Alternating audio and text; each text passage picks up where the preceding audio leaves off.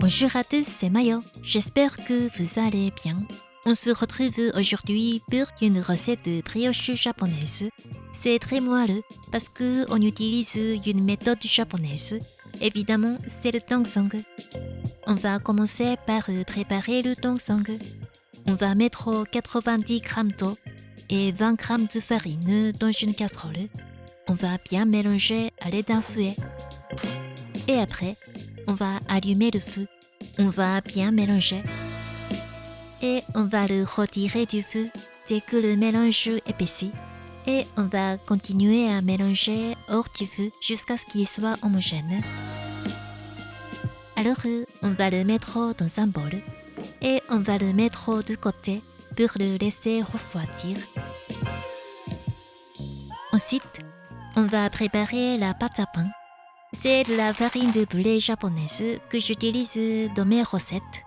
Elle contient 11,3% de protéines et la teneur en centre est de 0,46%. On va casser des œufs et on va bien mélanger avec un fouet. On en a besoin de 80 g, donc on va utiliser le reste juste après pour la dorure. On va ajouter la levure boulangère déshydratée dans la farine et on mélange bien. Ensuite, dans le bol du robot, on va mettre le sucre brun, le sel de Guérande, l'huile de pépins de raisin, les œufs battus et on mélange bien avec la spatule. Puis, on va y ajouter le tongsang que l'on a préparé tout à l'heure. Et on mélange à nouveau avec la spatule. Ensuite, on va ajouter le mélange sec, la farine et la levure boulangère déshydratée. On mélange bien avec un crochet pendant environ 20 minutes jusqu'à ce que la pâte soit lisse et homogène. Ici, on va vérifier le réseau de gluten comme ceci. C'est parfait. Ensuite, on va y ajouter le beurre à température ambiante et on va bien pétrir la pâte à nouveau pendant environ 10 à 15 minutes jusqu'à obtenir la pâte lisse et homogène. Regardez, le réseau de gluten est parfait. On a obtenu une fine pellicule translucide. On forme alors une bulle avec la pâte. Et on ferme la soudure. On va la mettre dans un bol huilé. Et je vous conseille de marquer le bol pour voir le degré de la fermentation. Ce sera utile. Et on va la laisser lever au frigo pendant une nuit. Le lendemain, on va prendre la pâte du frigo. Regardez, la pâte a doublé de volume. Moi, je l'ai mis au frigo pendant environ 15 heures. Si votre pâte ne double pas de volume, mettez-la à température ambiante pendant quelques minutes à quelques heures, mais cela rendra la pâte molle et ce sera donc difficile à manipuler, donc faites attention. Et on commence par peser la pâte entière pour la diviser en parts égales. On va la mettre sur le plan de travail. Alors, on va diviser la pâte en 8.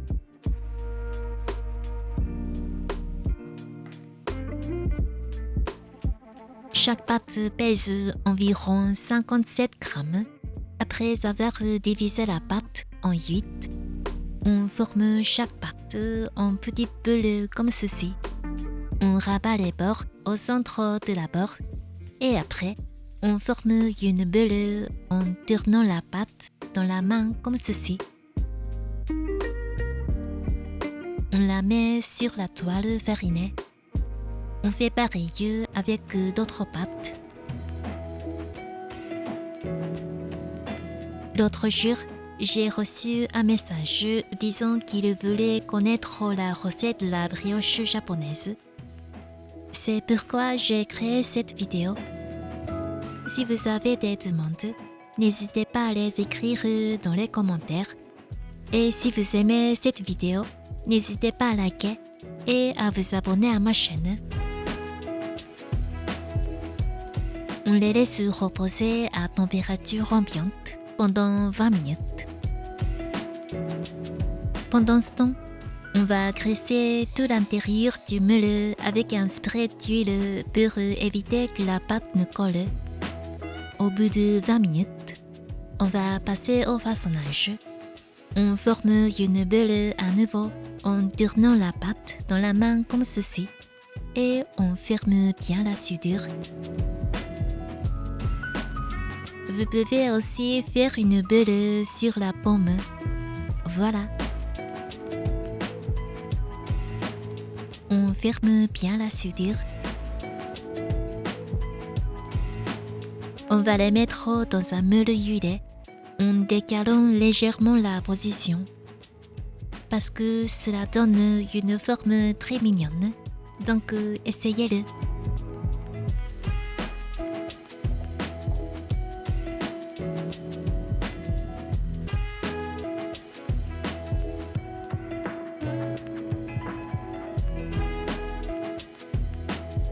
Voilà, c'est parfait. Et on les laisse se lever à 30 degrés pendant environ 100 minutes, c'est-à-dire pendant environ 1h40.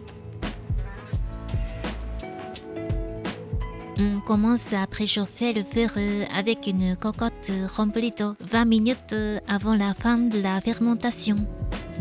Et puis, on va préparer la dorure. On va filtrer des œufs battus qu'on a réservés.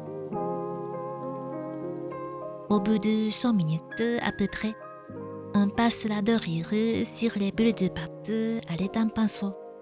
Et on va les mettre au four préchauffé à 180 degrés pendant environ 20 minutes.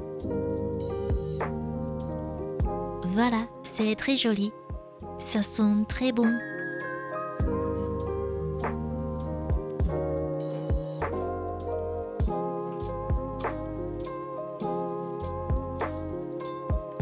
Regardez, c'est ultra moelleux grâce à la méthode japonaise de Dongsung, autrement dit yudane en japonais. J'adore cette brioche japonaise. J'ai hâte que vous testiez cette recette. C'est trop bon.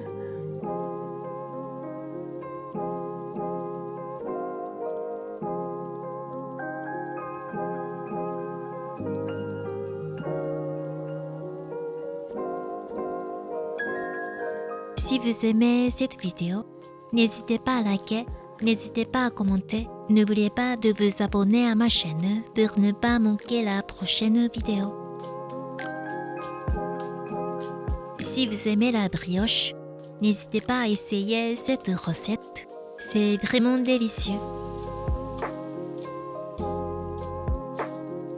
On va se régaler. Bon appétit à tous!